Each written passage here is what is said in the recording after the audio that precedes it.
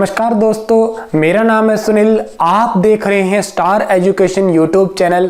चलिए शुरू करते हैं आज का लेक्चर। आज हम पढ़ने जा रहे हैं दोस्तों रेस्पिरेटरी सिस्टम यानी कि श्वसन तंत्र। इससे पहले मैंने आपको पढ़ाया है तंत्रिका तंत्र, उसके बाद में हमने पढ़ा था पाचन तंत्र और उसके बाद एक अगला सिस्टम है हमारा श्वसन तंत्र।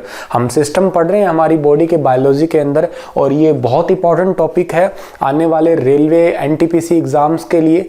आपको पता लग ही गया होगा रेलवे के वैकेंसीज निकल चुकी है और आपको बहुत जल्दी से फिल करना है।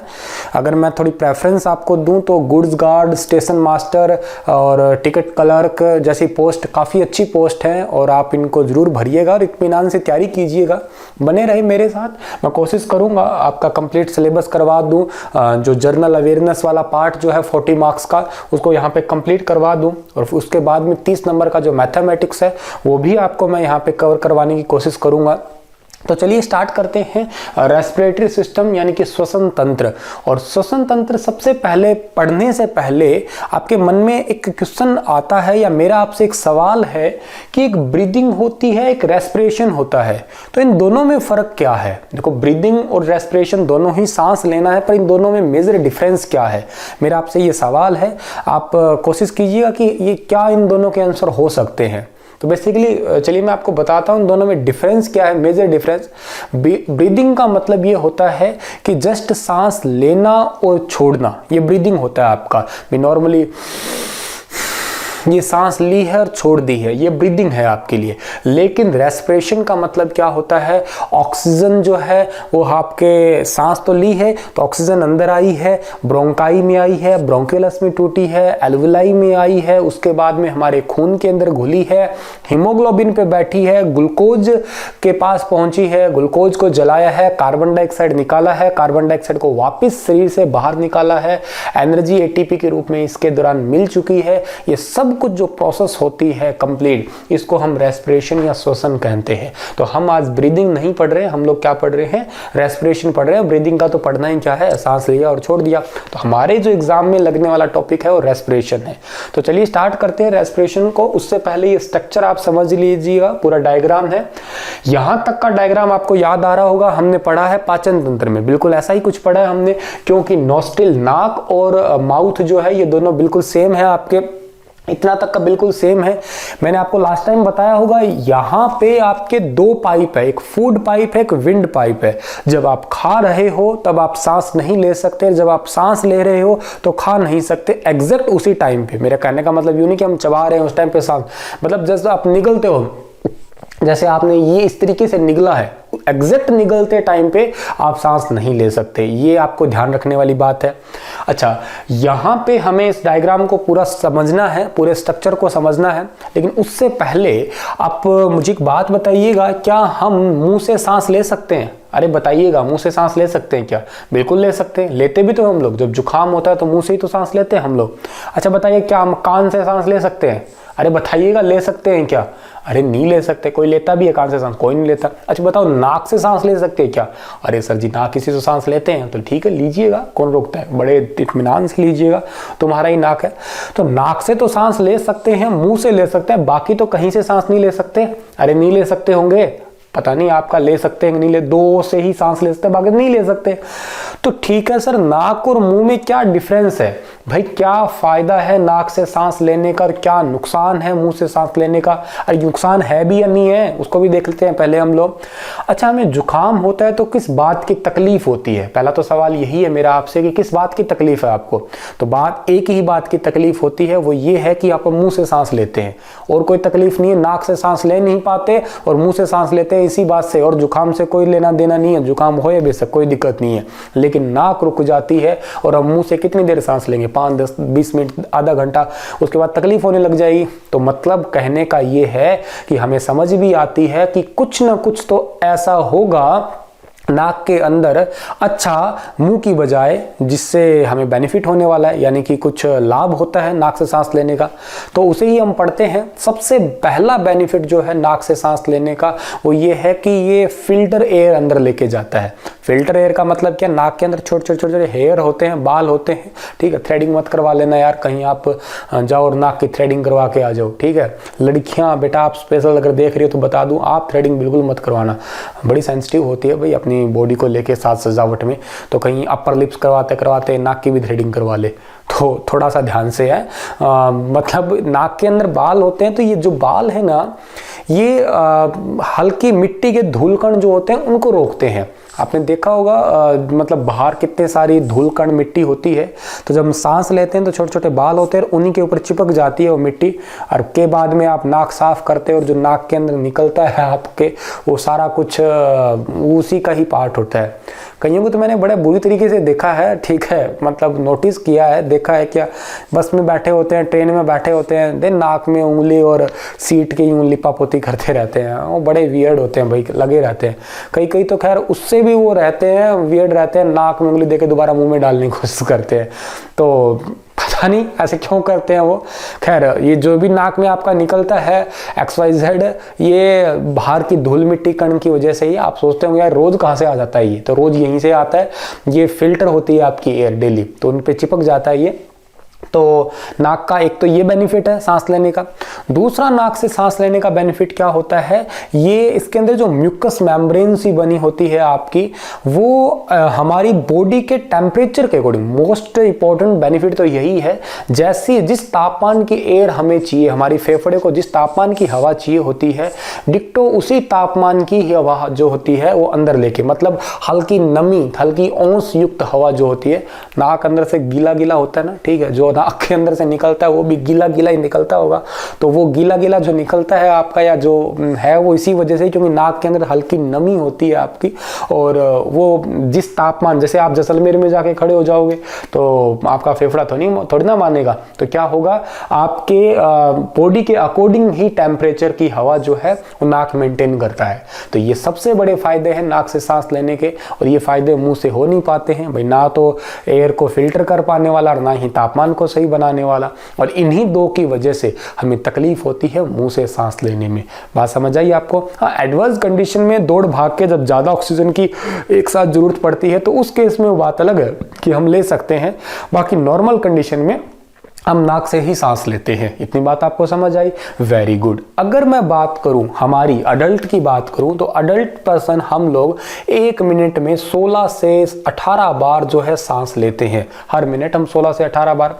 अगर हम बात करते हैं छोटे बच्चों की बात करते हैं तो लगभग वो 30 से 35 बार के बीच में है, लगभग 32 का आंकड़ा है, तो उतनी बार सांस लेते हैं। थोड़े बीच में होते हैं आपके 12 से 18 वर्ष की उम्र के बच्चे होते हैं, वो 20 से 23 बार सांस लेते हैं हर मिनट का। ये भी आपको आंकड़ा याद रहना चाहिए। हमारी छोड़ी गई सांस में ज्यादातर वापस ऑक्सीजन ही होती है। कंप्लीट सांस में तकरीबन 4% कार्बन डाइऑक्साइड होती है, बाकी छोड़ी गई सांस में लगभग आपकी ऑक्सीजन ही होती है। जो हम प्राणायाम वगैरह कहने की विधि होती है, तो ये विधि क्या है, ये फेफड़ों को स्ट्रॉन्ग बनाना होता है, और अनुलोम विलोम सांस को रोक के जितनी ज्यादा देर तक ऑक्सीजन अंदर रख पाएंगे, उसको ऑब्जर्व कर पाएंगे, बॉडी के हर एक पार्ट तक ऑक्सीजन लेके जा पाएंगे और ग्लूकोज को बर्न करवा पाएंगे और ज्यादा बॉडी को एनर्जेटिक कर पाएंगे हम लोग। तो ये प्राणायाम और अनुलोम विलोम की जो होती है विधि होती है, जो कि बाबा रामदेव कहते हैं रोज करने के लिए। अरे बाबा रामदेव कहते हैं करने से होता है, पर योगा बाकी भी होता होगा, अन्यथा ना लीजिएगा। चलिएगा आगे की बात अगर हम करें तो हमारी यहाँ से हमने नाक से पढ़ लिया है। नाक, नॉस्ट्रिल नाक है ये आपका, ये वाला पार्ट जो है नेसल चैम्बर इसको बोलते हैं हम लोग। ये जो पार्ट है आपका ट्रैकिया है। अब देखो यहाँ पे जो है आपका एपिग्लोटस जो कंठ है, यहाँ पे फेरिंग्स और लैरिंग्स 2 पार्ट होते हैं जो कि हमारे इसमें हिस्सा लेते हैं श्वसन तंत्र में, रेस्पिरेटरी सिस्टम में। ये बेसिकली आपका वॉइस बॉक्स होता है। नाभि से आवाज, कहते हैं ना नाभि से गाओ, गाने वाले सिंगरों को कहा जाता है कि नाभि से गाओ, नाक से मत गाओ, कि नाभि से एयर प्रेशर आता है, यहाँ पे ऐसे आपके फेरिंग्स लैरिंग्स जो होते हैं वो आपस में ऐसे वाइब्रेट करते हैं। जब हम बोलते हैं यहाँ से वाइब्रेशन फील होती है हमें, तो यहाँ से वाइब्रेशन फील होएगी, वाइब्रेशन आएगा और वाइब्रेशन के थ्रू वो जो हवा है वो आपके जीभ के टकराएगी और फिर आप शब्दों में परिवर्तित कर दोगे उस जो भी वो एयर प्रेशर या जो वाइब्रेशन है। तो बेसिकली हमारा वॉइस बॉक्सर, मैंने आपको डाइजेस्टिव सिस्टम में बताया भी होगा, पिच के बारे में बताया होगा। मेल जो होते हैं उनकी पिच कम होती है तो उनकी आवाज मोटी होती है, फीमेल जो होते हैं उनकी पिच जो होती है ज्यादा होती है, फ्रिक्वेंसी भी ज्यादा होती है तो उनकी आवाज पतली होती है। लेकिन लाउडनेस का बिल्कुल उल्टा कंसेप्ट है इनमें, फीमेल जो है उनकी लाउडनेस कम होती है, मेल की लाउडनेस ज्यादा होती है। इको की भी बात करूं तो मेल की इको ज्यादा होती है, कमरे में अगर बोलो तो गूंजेगी आवाज ज्यादा मेल की, दूर तक सुनाई देगी मेल की, लेकिन फीमेल की थोड़ी दूर तक सुनाई देगी और इको भी कम होगी। इतनी बात आपको समझ आई होगी, वेरी गुड, शाबाश। चलिए जी आगे हम बढ़ते हैं। तो हमारा पार्ट आता है ट्रैकिया का, ये ही मोस्ट इंपॉर्टेंट है। श्वसन तंत्र में सबसे महत्वपूर्ण आपका ट्रैकिया वाला पार्ट है। ट्रैकिया बोले तो श्वास नली है, ये सबसे महत्वपूर्ण है। मैंने आपको बताया होगा कि हमारे जो इस गले में दो ही पार्ट है, एक है फूड पाइप, एक विंड पाइप। फूड पाइप को तो हमने बोल दिया था इसोफेगस ट्यूब, उसके बारे में हमने पढ़ लिया डाइजेस्टिव सिस्टम में। लेकिन अब हमें पढ़ना है विंड पाइप। तो विंड पाइप का जो नेम है वो ट्रैकिया है, यानी कि श्वास नली है। अब ये श्वास नली क्या करती है आपकी, इसके अंदर श्वास तो आ गया है तो इसके अंदर हल्के फिल्टर टाइप से बने हुए होते हैं आपके। अगेन एक बार श्वास नली के अंदर एक ट्रायंगुलर टाइप से पार्ट बना होता है। अगेन आपकी जो सांस है वो हल्की छन के इसके अंदर जाएगी। लेकिन यहाँ एक डिजीज भी हो जाती है, एस्परजिलस नामक फंगस। ठीक है, एक एस्परजिलस फंगस होता है जिसको हम कह सकते हैं कवक जनित रोग, और ये कवक जनित जो आपका रोग होता है इस रोग का नाम है दमा। ठीक है, इसको हम अस्थमा भी बोलते हैं, अस्थमा। दमा या अस्थमा की डिजीज जो है वो आपकी श्वास नली की ही होती है। होता क्या है प्यारे बच्चों इसके दौरान, जैसे आपने फफूंद देखी होगी अचार वगैरह पे लगी होती है, व्हाइट व्हाइट या ब्लैक सी कलर की रुई की फोहें जैसी सी होती है, वो हमारी ट्रैकिया के पार्ट में जम जाती है। एस्परजिलस जो आ जाती है उसकी वजह से, मैंने आपको बताया हल्का फिल्टर होता है आपका, हल्की जालीनुमा सी आकृतियां होती है ट्रायंगुलर, और जब हम सांस लेते हैं तो अंदर जो है प्रॉपर इनहेल नहीं होता, एंटर नहीं कर पाती सांस, और जब सांस एंटर नहीं कर पाती तो इनका दम घुटता है, ऐसे इस टाइप की आवाजें ये निकालते हैं। सांस अंदर से आ नहीं रही होती, बहुत जोर से कोशिश करते हैं। ऑक्सीजन की तो कोई नीड पड़ेगी इन्हें, ऑक्सीजन की नीड तो है पर ऑक्सीजन तो प्रॉपर अंदर जा नहीं रही है। ऑक्सीजन अगर जा नहीं रही है तो इन्हें तकलीफ होगी, तो ये तकलीफ होएगी तो क्या करेंगे ये लोग, इनको फिर वो डॉक्टर लोग देते हैं, इनहेलिंग सा देते हैं, ऐसे पंप करते रहते हैं 10-15 मिनट बाद, आधे घंटे बाद, दिन के बाद, तो डिपेंड करता है कितना उनका पार्ट जो है वो मतलब डिस्टर्ब है इसके एस्परजिलस फंगस के थ्रू आपका। तो वेरी इंपॉर्टेंट क्वेश्चन क्या बनेगा, अस्थमा किस अंग को प्रभावित करता है, फेफड़ों को करता है, ट्रैकिया या श्वास नली को प्रभावित करता है आपका ये। अच्छा, ये किस वजह से फैलता है, ये एस्परजिलस फंगस नामक फैलता है, या कैसा रोग है ये भी क्वेश्चन पूछा जाता है। तो ये कवक जनित रोग है या फंगस वाली डिजीज है, फंगल डिजीज है। बात समझ आई होगी आपको, वेरी गुड। अब हम सांस को अंदर लेके आते हैं, उससे पहले आपको ये डबल मेम्ब्रेन दिख रही होगी जिसका नाम मैंने लिखा है प्लूरल झिल्ली, इंग्लिश में बोलते हैं प्लूरल मेम्ब्रेन। ये क्या करती है, इट प्रिवेंट फ्रॉम शॉक। ये कोई बहुत ज्यादा आपका कहते हैं हजार्ड्स टाइप से, कोई खतरा टाइप से एकदम आगे कोई धक्का मार दे, ठीक है, तो भाई वैसे तो रिब्स बनी हुई है ही है, ठीक है, लेकिन रिब्स के अलावा भी फेफड़े बड़े नाजुक है, तो शॉक से बचाने के लिए ये आपकी जो है प्लूरल मेम्ब्रेन हेल्प करती है, पहली चीज। दूसरी जो चीज है ये हमें मतलब टेम्परेचर के अकॉर्डिंग, हमारे बॉडी का टेम्परेचर जैसा भी रहे, भाई आप शिमला में जाके खड़े हो गए, जैसलमेर में जाके खड़े हो गए, आप कश्मीर में चले गए, टेम्परेचर बहुत ज्यादा वेरी कर रहा है आपका, कभी इधर कभी उधर। फेफड़ों का तो एक जैसा रहना चाहिए, ऐसा नहीं है कि ये आप ठीक है एडजस्ट कर रहे हो लेकिन आपके फेफड़े एडजस्ट नहीं करने वाले, तो इनको एक जैसा तापमान चाहिए रेगुलर बने रहने के लिए, काम करने के लिए। तो ये जो प्लूरल मेम्ब्रेन है, एक तो तापमान सही नियंत्रित करती है, जैसा तापमान चाहिए वैसा बनाए रखती है। दूसरे जो हजाज, खतरे, शौक वगैरह जो भी होते हैं, झटके वगैरह, उनसे बचाने में ये मदद करती है प्लूरल मेम्ब्रेन। तो इतनी बात याद रखिएगा, एक लिक्विड फ्लूइड सा भरा होता है इसके अंदर जो हमारी मदद करता है। चलिए आगे की अगर हम बात करें तो यहाँ से ट्रैकिया के बाद आपके फेफड़े डिवाइड होना स्टार्ट होते हैं। डिवाइड होते हैं किस में? एक ब्रोंकाई में होते हैं। ब्रोंकाई के बाद में आपका ब्रोंक्यूलस बनता है और फाइनली एल्वेलाई बनती है, जिनको हम लोग हिंदी में बोलते हैं कुपिका। ठीक है, इसका हिंदी में नाम है कुपिका। ये जो आपको गुब्बारे नुमा आकृति दिख रही है, ब्लू ब्लू मैंने जो डॉट बनाए हैं, इन्हें कुपिका बोलते हैं या इन्हें एल्वेलाई बोलते हैं। And it is a functional unit of our lungs. ये हमारे फेफड़ों की कार्यात्मक इकाई है। इन्हीं से ही सारा ऑक्सीजन का लेन देन, आदान प्रदान, व्यापार सब कुछ इन्हीं से ही होता है आपका। ये सबसे महत्वपूर्ण है, याद रखिएगा आप लोग। अच्छा, कैसे महत्वपूर्ण है ये? अच्छा सर ये कितनी है? ये 10 15 20 आपने बनाई उतनी है क्या? नहीं जी, ये तो बहुत सारी है, बहुत सारी है, मतलब हजारों लाखों है ये आपकी। और ये छोटे छोटे छोटे छोटे बने हुए हैं आपके गुब्बारे नुमा आकृति। आप ऐसे समझो जैसे आपने सांस ली तो ये गुब्बारा सब फूल गया। ठीक है, छोड़ी धीरे ऐसे आपका ये चलता रहता है। इसके अंदर ऑक्सीजन आती रहती है और चलती रहती है। डिफ्यूजन प्रोसेस, जो विसरण प्रोसेस है आपकी, इस प्रोसेस के थ्रू हमारे ब्लड में ऑक्सीजन घुलती रहती है। एल्वेलाई ही मेन है हमारी बॉडी की फंक्शनल यूनिट। आपको इतनी बात समझ आ रही है? वेरी गुड, समझ आ रही है तो चलिए आप एक एल्वेलाई को पकड़ते हैं, इसको जूम करके देखते हैं कि कैसे वर्क करती होगी, ये काम कैसे करती होगी एक एल्वेलाई। आपकी एल्वेलाई यानी कि कुपिका जो है, उसके काम करने का तरीका देख लेते हैं। सपोज करो आपकी ये एक एल्वेलाई है यानी कि कुपिका है। ठीक है, ये हमेशा जो है आपकी वो अटैच रहेगी। किसके थ्रू अटैच रहेगी? ये अटैच रहेगी आपकी जो धमनियां हैं, जिनके अंदर ब्लड आपका जो चल रहा है, इनके अंदर से आपका ब्लड जो दौड़ रहा है, और इसके साथ ये अटैच है। इसके अंदर बहुत सारी गैसें हैं, जैसे ऑक्सीजन है। ठीक है, साथ के साथ आपकी हाइड्रोजन भी हो सकती है, नाइट्रोजन भी हो सकती है, कार्बन मोनोऑक्साइड भी हो सकती है, कार्बन डाइऑक्साइड भी हो सकती है। बहुत सारी गैसें जो हैं आपकी वो भरी हुई है और ऐसे फुल है ये आपका। लेकिन अब देखो सारी तो अंदर नहीं आ सकती। अगर सारी आ भी जाए तो क्या दिक्कत है? सारी आ जाए तो दिक्कत है भाई। नाइट्रोजन थोड़ा ना आपको चाहिए, नाइट्रोजन तो आप मर जाओगे। ठीक है, कार्बन मोनोऑक्साइड थोड़ा ना चाहिए आपको, कार्बन मोनोऑक्साइड से आप मर जाओगे। कार्बन मोनोऑक्साइड फिर भी वातावरण में कम है। हाइड्रोजन से थोड़ा ना जीते हो आप लोग, हाइड्रोजन आएगी तो फिर भी आप मर जाओगे। तो मतलब हमें तो नॉर्मल कंडीशन में क्या होता है, भगवान ने एक प्रोसेस बनाया है, उस प्रोसेस को हम हिंदी में कहते हैं विसरण और इंग्लिश में कहेंगे डिफ्यूजन। ध्यान से समझिए, पेपर में कई बार क्वेश्चन पूछा गया है। डिफ्यूजन प्रोसेस के थ्रू ही आप सांस लेते हो, ये आपकी प्रोसेस होती है डिफ्यूजन प्रोसेस। डिफ्यूजन प्रोसेस क्या होती है? High pressure to low pressure जाना। ठीक है, किसी चीज का high pressure to low pressure gas का आदान प्रदान होना, उसे डिफ्यूजन या विसरण कहते हैं। यहाँ ऑक्सीजन का हाई प्रेशर होता है आपका, और ऑक्सीजन का हाई प्रेशर होने के नाते ऑक्सीजन एंटर कर जाती है आपके ब्लड में।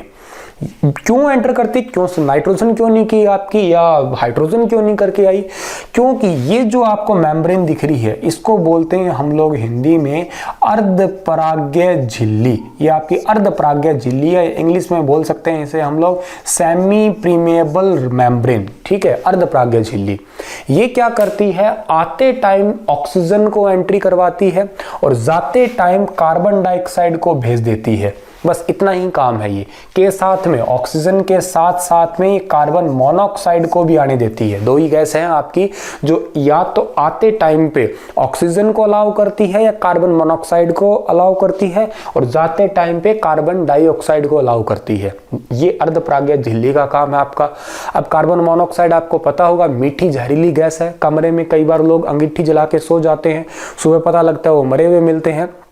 हाल ही में कुरुक्षेत्र में एक ऐसा कांड भी हुआ था, एक गोबर गैस प्लांट था, उसके अंदर लोग गए, 4-5-10 मिनट के अंदर 4 आदमियों की मौत होगी। अंदर गए, मर गए। बड़ी मीठी जहरीली गैस है ये। तो ये वातावरण में तो बहुत कम पाई जाती है, लेकिन अगर हम बात करें आग वगैरह की, ऐसे हम बनाएं इस अंगीठी वगैरह तरीके से कहीं हो, तो ये बड़ी जानलेवा गैस है आपकी, और मार भी सकती है, क्योंकि डायरेक्ट एंटर कर सकती है। उसको कोई फिल्टर की या उसको रोकने वाला कोई नहीं है आपका।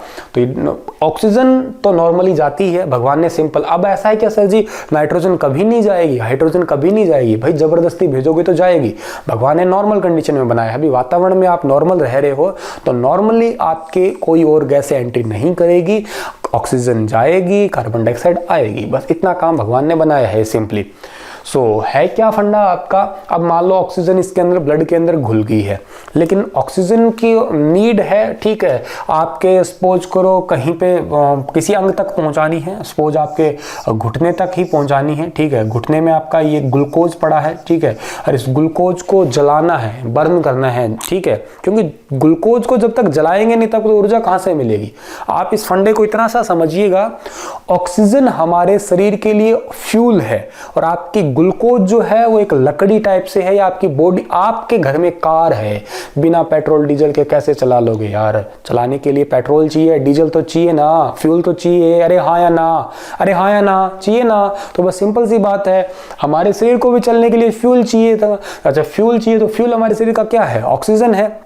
अब ऑक्सीजन को यहां तक पहुंचाना है, बेचारा गरीब आदमी है, गरीब आदमी तो उसको पहुंचाने चलने के लिए क्या चाहिए, ऑटो चाहिए इसको, तो ये आपका ऑक्सीजन जो है ये ऑटो करेगा। ऑटो का नाम क्या है, हीमोग्लोबिन। हीमोग्लोबिन ऑटो पे बैठेगा और ये चलेगा, यहां से चला चला चला चला यहाँ पे। अच्छा यहाँ पे पहुंच गया ये। अब एक बात बताओ, आप कहीं पे जाते हो, शादी ब्याह में जाते हो, कहीं जाते हो, तो क्या ऑटो को शादी के टेंट के अंदर लेके जाओगे क्या, अरे लेके जाओगे क्या, नहीं लेके जाओगे, बाहर खड़ा करोगे, आप ही जाओगे उसके अंदर। तो बस भाई ये हीमोग्लोबिन को बाहर खड़ा कर देता है। कहने का मतलब ये सेल है, एक सेल का टॉपिक हम अलग से पढ़ेंगे, लेकिन क्या होता है सेल के अंदर जहां माइटोकॉन्ड्रिया न्यूक्लियस के पास पहुंचना होता है वहां केवल ऑक्सीजन जाएगी। ग्लूकोज के पास गई है, ग्लूकोज को जलाया है, लकड़ी को जलाया है, मान लो लकड़ी को जलाया है तो क्या निकलेगी, आग निकलेगी। अरे निकलेगी नहीं निकलेगी, आग निकलेगी तो मतलब आपको ऊर्जा मिली है, आपको एनर्जी मिल गई है। अच्छा ऊर्जा भी मिल गई, आग भी निकल गई, जब आग जलेगी तो धुआं तो निकलेगा। अरे निकलेगा नहीं निकलेगा, धुआं निकलेगा। धुआं कब अच्छा होता है, यहां धुआं क्या है, यहां का धुएं का नाम है कार्बन ऑक्साइड, यानी कि CO2 है आपका। इसको ऑक्सीजन भाई साहब पहले कह के चला गया था, भाई बाहर ऑटो खड़ा है, मैं तो चला हूं मरने के लिए, कुर्बानी दे दी मैंने, तो तू ऑटो में बैठ के वापस चला जियो अपने घर। तो यानी कि कार्बन डाइऑक्साइड है। अब कार्बन डाइऑक्साइड के पास ऑप्शन है हीमोग्लोबिन के साथ जाने के लिए, तो कार्बन डाइऑक्साइड जा सकता है हीमोग्लोबिन पे बैठ के, लेकिन इसके नखरे बहुत हैं, अमीर आदमी है भाई, नखरे तो करेगा।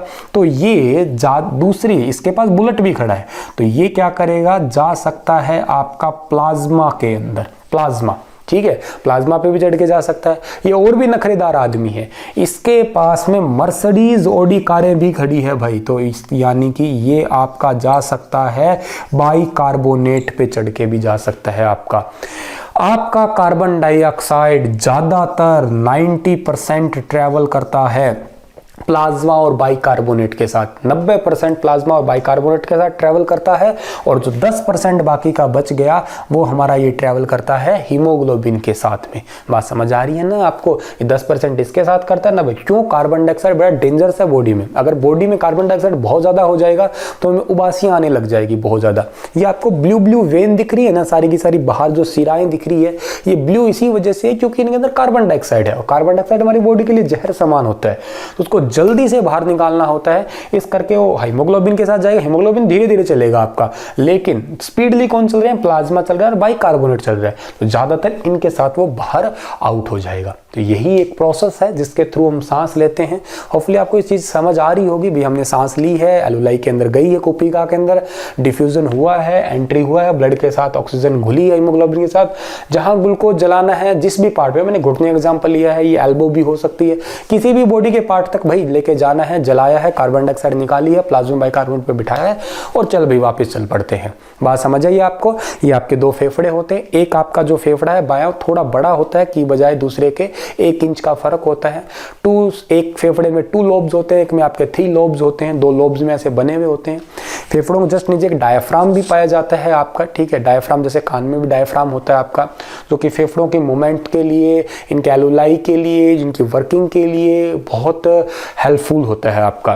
तो इतनी बात आपको समझ आ रही है, वेरी गुड। आगे हम जो इसका दूसरा जो भाग है, दूसरा जो पार्ट है, एक पार्ट में और डाल दूंगा इसका वीडियो में, छोटा सा लेक्चर है, एक छोटा सा पार्ट और डाल दूंगा जिसमें हम देख लेंगे कि दो टाइप के आपके होते हैं, एक आर्बिक एक अनार्बिक रेस्पिरेशंस होते हैं, एक ऑक्सी एक अनॉक्सी होता है। तो दूसरा पार्ट इसका बहुत जल्द डाल दूंगा मैं। तो ये वीडियो आपको कैसा लगा दोस्तों? बहुत अच्छा लगा होगा, होपफुली आपको अच्छा लगा तो कमेंट कीजिएगा, अपने दोस्तों तक शेयर कीजिएगा, वीडियोस को लाइक कीजिएगा और चैनल को subscribe please please and please कर लीजिएगा यार, बहुत जल्दी कर लीजिएगा। थैंक यू दोस्तों, हंसते रहिए, मुस्कुराते रहिए।